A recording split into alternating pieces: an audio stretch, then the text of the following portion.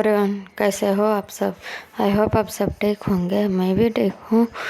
चलिए हम अपना स्टोरी शुरू करते हैं। स्टोरी का नाम है दिल के अंदर है मैं प्यार के रोशन पार्ट 3।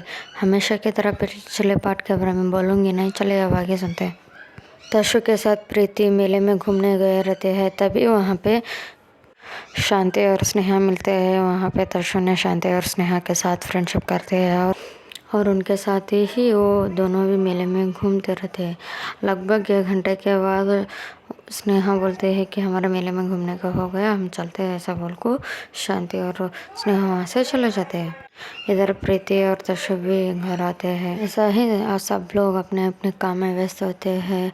वैसा ही वक्त बीतने लगता है। लगभग 2 दिन के बाद प्रीति को वापस अपने गांव जाना पड़ता है, मतलब हैदराबाद। उस दिन तशु को मन तो नहीं था कि प्रीति को वापस हैदराबाद भेजे। वो और कुछ दिन रुकने के लिए प्रीति से पूछते हैं। तभी प्रीति बोलते, अरे देख यार, मेरा भी ऑफिस है, मेरा भी कुछ रिस्पॉन्सिबिलिटी है। तूने बोली थी और मैंने आ गई। इतने दिन रही हूँ ना, मुझे वापस जाना है यार, मेरा भी फैमिली है। प्लीज़ मायूस मत हो। दोबारा कभी तो मैं आ जाऊँगी ना, तो इतना क्यों मायूस हो रही है प्लीज़। ऐसा बोलते हुए उन्हें उसे हक करते हैं और अपने बैग लेकर उसके घर से निकलने लगते हैं। लगभग तब शाम के 5 बज रहे थे। मतलब वो प्रीति ने ट्रेन से जाने वाली थी। उसके गांव तक जाने के लिए उसे 2 दिन तो ट्रेन में सफ़र करना ही पड़ता था, इसलिए उन्हें शाम की ट्रेन को बुक कर ली थी। तभी तशु बोलते हैं, यार अबे कुछ दिन रहे थे तो अच्छा होता था ना। अरे यार रहती थी ना, लेकिन मेरा भी ऑफिस है तो भी समझ। ऐसा बोल को वो दोनों बात करते करते स्टेशन तरफ आते हैं। स्टेशन तरफ को प्रीति ने अपने लिए टिकट खरीदते और वो कुछ देर बैठ को बात कर ही रहे थे कि तभी तशु के फ़ोन में उसके फ्रेंड की कॉल आती है और हुशार जाना पड़ता है। तभी तशु प्रीति को बाय बोल के वहाँ से चले जाते हैं। प्रीति ने भी उन्हें जाने के बाद अपने फ़ोन में कुछ करने लगते हैं। तभी 10-15 मिनट बाद वो बाजू देखते हैं। कुछ लोग एक लड़के के साथ ज़बरदस्ती कर रहे थे, मतलब अलग वे में नहीं, बस वो कहीं पे जाना चाहती थी और उसे वो जाने नहीं दे रहे थे। उसके हाथ खींचना, उसके बैग खींचना, ये सब कर रहे थे। तभी वहाँ से प्रीति उठती है और वहाँ जाकर पूछते, भाई लोग यहाँ चल कर रहे। वहाँ पे ना मिनिमम 6-7 लड़के थे और उनके साथ 2-3 अंकल उन्होंने भी थे। तभी उनमें से एक लड़का बोलता है, आपको क्यों चाहिए, ये हमारा फैमिली मैटर है। तभी प्रीति बोलते, अच्छा तो फैमिली मैटर था तो आप ऐसा सड़क पे और रेलवे स्टेशन पे ऐसा क्यों हंगामा कर रहे हो, घर में बैठ कर सुलझा सकते थे ना। तभी वो लड़का बोलता है, ये सब पूछने वाले बोलने वाले आप होते कौन हो। हाँ मैं कौन होती हूँ, मैं तो एक आम सी इंसान हूँ। और पब्लिक, ये तो आपको पता ही है ना, तो ये है ना, और ये पब्लिक प्लेस है, यहाँ पे ऐसा हंगामा करना भी गलत है। तभी उन्हें प्रीति उस लड़के की तरफ देखते हुए पूछते हैं, चल क्या रहा है तुम्हारे साथ। वो लड़के डरते डरते बोलते, ओ दीदी, मुझे ना यहाँ से पढ़ाई करने के लिए जाना है, लेकिन ये लोग मुझे लेके जा रहे हैं और 2-3 महीने के बाद मेरा शादी कराने वाला है, इसीलिए मैं घर छोड़ के चले जा रही हूँ। अच्छा कहाँ जा रहे हो, ऐसा पूछने में वो लड़के एक गांव का नाम बोलते हैं और वहाँ पे मेरे चाचू उन्होंने, मैं उनके पास जा रही हूँ। फिर से वो लड़का उस लड़की की तरफ देखते हुए बोलता है, तुम क्या इनके सामने सब कुछ बोल देगी तो हम तुझे छोड़ देंगे क्या, ऐसा तो कुछ होने वाला नहीं है और तुझे हम यहाँ से कहीं पे भी भेजेंगे भी नहीं, चलो। और पापा हमें तो इसे ढूंढना था और हमें मिल भी गई, चले अब। ऐसा बोल को वो लड़का उस लड़की को पकड़ते खींचते हुए लेके जा रहा था। तभी वो लड़की पीछे मुड़ को प्रीति की तरफ देखते हुए, दी मुझे इनसे बचा लो, मुझे इनके साथ जाना नहीं है, मुझे आगे पढ़ाई करनी है, मुझे इतनी जल्दी शादी नहीं चाहिए दी प्लीज़ दी। तभी प्रीति, ओ भाई साहब रुको यहाँ पे। वो लड़का पीछे मुड़ के देखता है और प्रीति आगे आते बिना कुछ आगे पीछे देखते हुए उसके गाल पे रख के देते हैं। तभी वो लड़का अपने गाल के ऊपर हाथ रखते हुए प्रीति को घूरते हुए देखता है। तभी प्रीति बोलती है, देखो अगर उसकी मर्ज़ी नहीं है तो आप उसकी शादी क्यों करा रहे हो, अगर वो पढ़ना चाहते हैं तो पढ़ने दो ना उसे, क्या दिक्कत है। ये सब बोलने वाले आप होते कौन हो। तुम्हें तो पहले ही बताया था ना मैं कौन हूँ। अगर अभी भी तुम्हें मेरा पहचान चाहिए तो मैं कुछ बताती हूँ, ऐसा बोल के वो अपना कार्ड दिखाते हैं। वो कार्ड देखो किसी को कुछ समझ में नहीं आता, लेकिन उनमें से एक शहर का लड़का था। वो जैसे ही उस कार्ड को देखता है वो उस लड़के के पास आता है, बोलता है, अरे यार तू खामोका क्यों इनसे पंगा ले रहा है, ये वो जो बोलते हैं वो सुनो ना। तभी वो लड़का उस लड़के को घूरते हुए देखता है और बोलता है, तो क्या बके जा रहा है, तुझे समझ में तो आ रहा है। अरे यार क्या बकने का छोड़ने का वो सब छोड़, अगर ये मैडम अपने पे आ गई ना, ये कुछ बहुत कुछ कर सकती है, समझ ले थोड़ा। वैसे ये है कौन, ये ना बहुत बड़े हस्ती है और इनका शहर में बहुत बड़ा बिजनेस है यार, समझ ले, इनके हाथ में बहुत बड़े बड़े लोग हैं। तभी वो लड़का फिर से उस प्रीति की तरफ देखते हुए बोलता है, जो भी हो आप, जो भी हो, मुझे उससे कोई फ़र्क नहीं पड़ने वाला, मैं अपने बहन को कहीं पे भी नहीं भेजूंगा, मैं वापस घर लेके जाता हूँ। ऐसा बोल के वो फिर से लेके जाने ही लगता है। तभी प्रीति उस लड़के को हाथ पकड़ती है और अपने तरफ खींच लेती है। फिर इस बीच में उस लड़की के पिता आ जाते हैं और प्रीति से बात करने लगते हैं। देखो बेटा, ये तुम्हारी मैटर नहीं है, छोड़ दो, ये हमारे फैमिली की मैटर है, हम इसे देख लेंगे। हम हमारे बेटे को कहीं पे भेजना नहीं चाहते, इसलिए हम इसे घर लेके जा रहे हैं। तभी प्रीति भी उनसे पोलाइटली बात करते हुए बोलती है, देखिए अंकल, आपका सोच भी सही है और उसका सोच भी, इनमें इसमें तो किसी का गलत सोच नहीं है, लेकिन एक बात, वो बच्चे अभी भी छोटे हैं, उसकी शादी की उम्र नहीं हुई। दूसरी बात, उसे इतनी जल्दी शादी करना भी नहीं है, तो आप क्यों खामखा उसे परेशान कर रहे हो।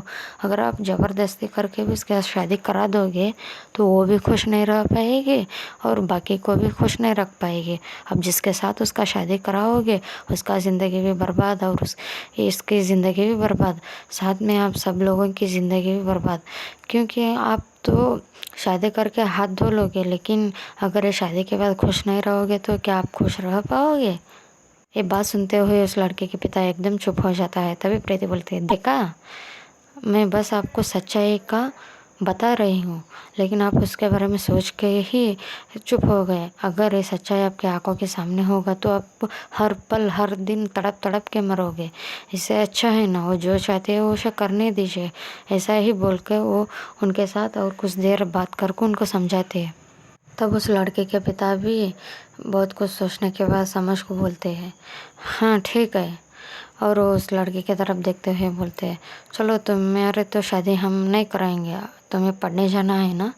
हाँ पापा, मुझे पढ़ाई करना है, मुझे पढ़ने जाना है, मुझे अभी आगे पढ़ना है, मुझे डॉक्टर बननी है। ठीक है, तुम जो चाहते हो वही होगा, लेकिन अब तुम पहले घर चलो। नहीं नहीं, मैं घर नहीं आऊँगी, अगर मैं घर आ जाऊँगी तो आप मेरा शादी करा दोगे, आप मुझे घर से निकलने ही नहीं दोगे, मैं बहुत मुश्किल से घर से बाहर आई हूँ। नहीं नहीं नहीं। तभी प्रीति उसके पास आती है और उसे समझाती है, देखो वो तुम्हारे माँ बाप है, तुम्हारे खुशी के अलावा उनको कुछ और चाहिए नहीं होती और तुम्हारे भलाई वो चाहते हैं। एक बार वो तुम्हारे बात मान रहे हैं ना, तुम एक बार उनके बात मानो और घर जाओ। मैं ये तुम्हें इंश्योर करती हूँ कि तुम्हारे पापा तुम्हें पढ़ाने के लिए सच में भेजेंगे और तुम्हें कुछ भी प्रॉब्लम होगा तो तुम मुझे कॉल कर लेना। ऐसा बोल को प्रीति ने अपना एक कार्ड देती है और लड़की उस कार्ड को पकड़ती है। प्रीति उस लड़के के सामने आती है और उसे बोलती है, देखो भाई साहब, I am sorry for that कि मैं तुम्हें बिना सोचे समझे तुम्हारे गाल पे ये करक के मारी हूँ, लेकिन तुम्हारे हरकतें की वजह से ना मैं अभी एक देती थी। ये मेरा शहर होता आता तो, लेकिन ये मेरा शहर नहीं है, इसलिए मैं यहाँ पे शांत हूँ। आप ना पहले लड़कियों की इज्जत करना सीख लो। वो तुम्हारा बहन है, मैं मानती हूँ, लेकिन उसका भी कुछ अपने सपने हैं, अपने फीलिंग्स है, उसका वैल्यू करना सीख लो। तभी वो लड़का अपने नज़रें नीचे कर लेता है और बोलता है, सोचूंगा मैं इसके बारे में, सोचना छोड़ना वो तुम्हारी मर्ज़ी, ये तो मैं नहीं बोल सकती हूँ, लेकिन मैं तुम्हारे पापा को समझाना था, वो मैं समझा चुकी हूँ, अब मैं चलती हूँ। ऐसा बोल के वो वहाँ से जाने ही लगती कि तभी वो लड़के आको प्रीति को हक करते हैं और प्रीति उसे हक बैक करते हैं और बोलते हैं, जाओ अच्छे से पढ़ाई करो, कुछ और मत करना।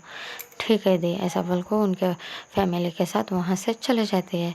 ये सारे सीन ना दूर खड़ी हुई दो लड़कियाँ देख रही थी, लेकिन ये दो लड़कियाँ कौन है ये हम आगे पता चलेगा। अब दूसरी तरफ चलते हैं।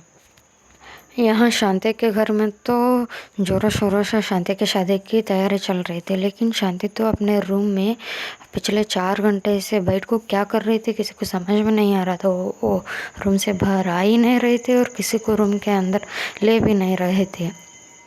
तभी वहाँ पे स्नेहा पहुँचती है और आंटी से पूछती है, आंटी शांति कहाँ है? शांति की मॉम बोलते हैं, बेटा वो तो अपने कमरे में है, कितनी देर हुआ वो अपना कमरा खोल भी नहीं रही है और बाहर भी नहीं है, जाओ तुम देखो क्या हो गया उसे। हाँ आंटी मैं जाती हूँ, ऐसा बोल के स्नेहा शांति के कमरे के पास आते हैं और शांति को बोलते हैं, शांति मैं स्नेहा हूँ, डोर खोल दे। तभी अंदर से शांति कुछ कर रही थी, वो छोड़ के वो जल्दी से आकर डोर खोलती है और स्नेहा को अंदर लेती है और फिर से डोर लॉक कर देती है।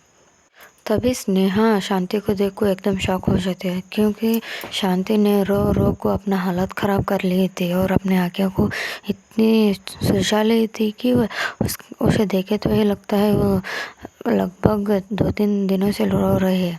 तभी स्नेहा पूछती है, अरे यार तुझे क्या हो गया, तू रो क्यों रही है? तभी शांति फिर से रोते रोते, ओ मैं तुझे बोली थी ना 2 दिन के बाद मेरी शादी है, मैं मम्मा को समझाने की कोशिश कर रही हूँ लेकिन मम्मा नहीं मान रही यार।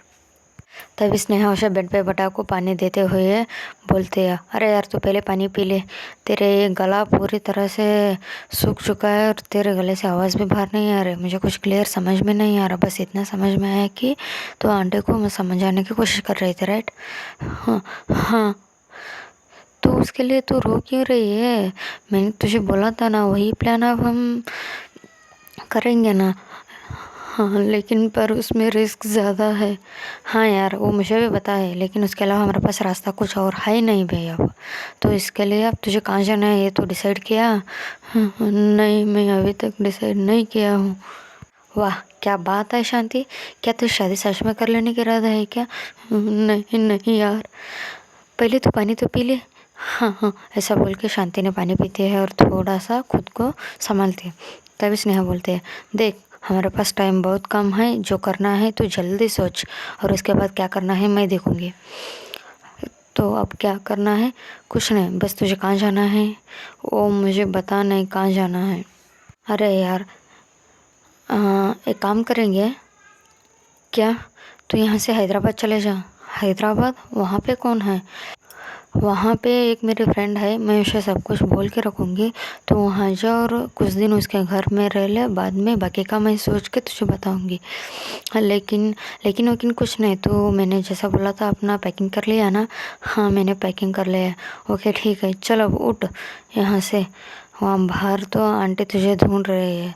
हाँ मुझे भी पता है, वो 2-3 बार आको गए हैं। ओके अब तो ये सब सोचने का छोड़, यहाँ से उठ, ऐसा बोल को उसे वो लेती है और उस कमरे में ना एक अलग तरह की सिस्टम ही था।